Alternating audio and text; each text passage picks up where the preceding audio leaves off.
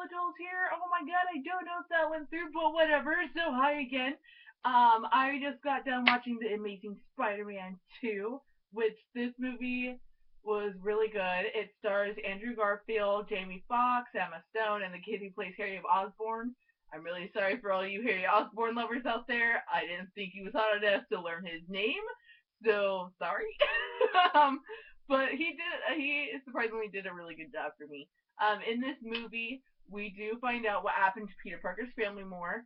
And then we find out who Electro is, who Harry Osborn is, and there's one other special character that comes into play. So at the beginning of this movie, we do find out that what happened to Peter Parker's family. I'm not going to spoil that for you because I'm going to try and get through this without having any spoilers whatsoever. So if I say anything that sounds like a spoiler, I am so sorry ahead of time because I'm trying to do it without it. But it was so good. Um, so we find out what happens to Peter Parker's family, and then it moves into Peter Parker now time, and he's doing some action crime fighting stuff.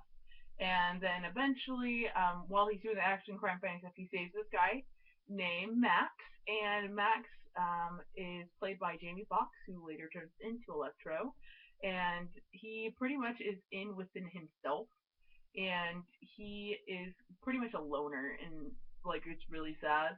And he gets saved by Spider-Man, and then he super fangirls out.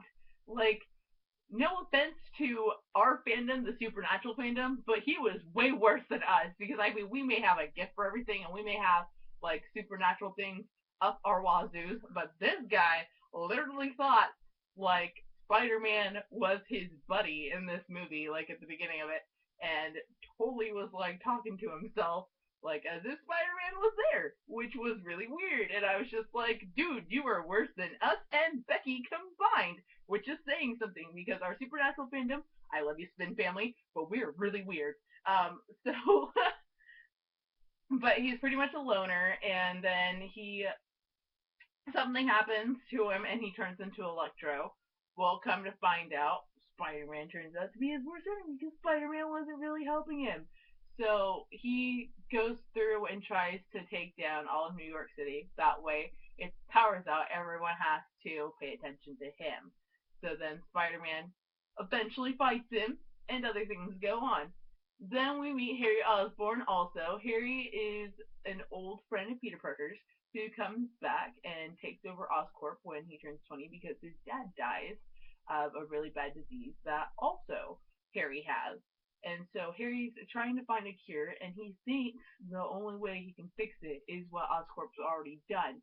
But since they destroyed all of the stuff that happened, it doesn't look like Harry's going to get fixed. And so he kind of gets upset with Peter because Peter's actually knows how to fix it, and he doesn't believe that Peter wants him to get helped and fixed. And so he goes and tries to like do other things, and then eventually turns into his character, which I'm pretty sure is the Green Goblin, or maybe it's the Hobgoblin, and it makes me a bad person to say I like Spider-Man and not know what the flippin' difference is. I'm sorry. All I remember is from the cartoon that goes, I'm not the Green Goblin, I'm the Hobgoblin. And that to me is the funniest damn thing I ever do. And so, I'm pretty sure it's the Green Goblin. So I'm such a bad Spider-Man person.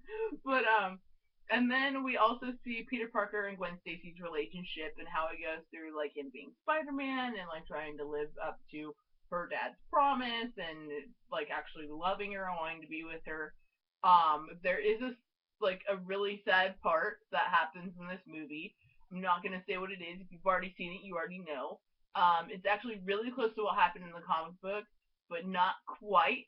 So I give it an A for effort and like an A for it actually making us feel inside the movie theater. But it was kind of a little bit off, but it still worked. I still liked it. Although to that part though, when it happened, the biggest thing I had about this movie was that it seemed like Spider-Man cried throughout the whole movie, and like it was starting to bother me just a little bit because he cried when he had to when he had to do something with Gwen, which was sad. I mean, like, I would probably cry too at that because, okay, it was a breakup. So they had, like, he had to break up with her because he was trying to live up to her dad's promise. And so he cried during that. He cried when he found out what happened to his parents, which is sad. You can cry at that, I understand. But, like, he cried beforehand when he was trying to figure out, like, how come, like, everybody leaves me? I'm Spider-Man. I'm like, dude, you're Spider-Man. Stop being angsty. You're so cool. You shoot webs out of your hands. Out of your wrist. Sorry, please do not correct me. I understand it's out of your wrist. And then he cries when he finds out that Harry's dad is dead. He cries again. And it's like, dude, and then they do like the hugging thing, and like it just seemed like their hug lingered for a little bit too long. So I don't know if it's just like, I'm like, okay, man up, dude. But, and then when the really sad part happens, like he cries and cries and cries, and I'm just like, okay, it's really sad. I understand why he would cry, but most men when that happens to them, i.e., Wolverine, get angry and they go fight, like whatever happened. And so like I was just like, okay, yeah, I'm tired of seeing you cry, Spider-Man. But for the most part, it was a really good movie. I love this movie. I recommend you go see it. Don't take my word for it. Go see it for yourself. See if you like it. I personally liked it. It was fun. It was action packed. Like it made you like put things together and be like, oh my gosh, that's so true.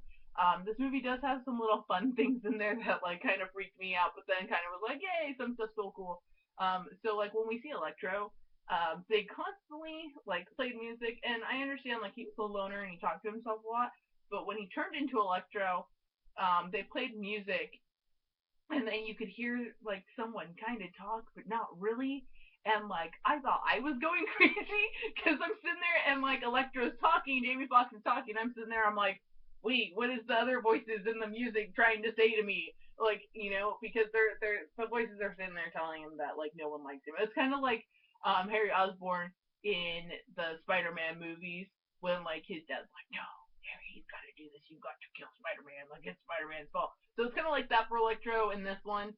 And I was just like, okay, cool. I'm not sure if I'm going crazy or if Electro's going crazy. And I just went with it was kind of a little bit column A, a little bit column B.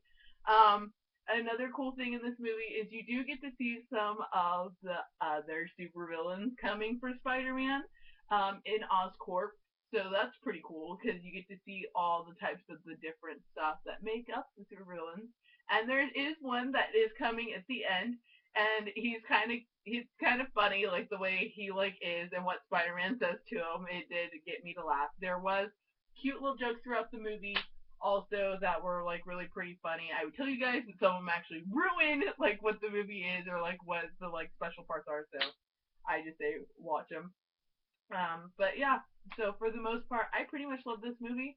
I will buy it. I love Andrew Garfield as the new Spider-Man. He's really like making me so happy that this is a Spider-Man movie because it's more like the comic books. So I appreciated it.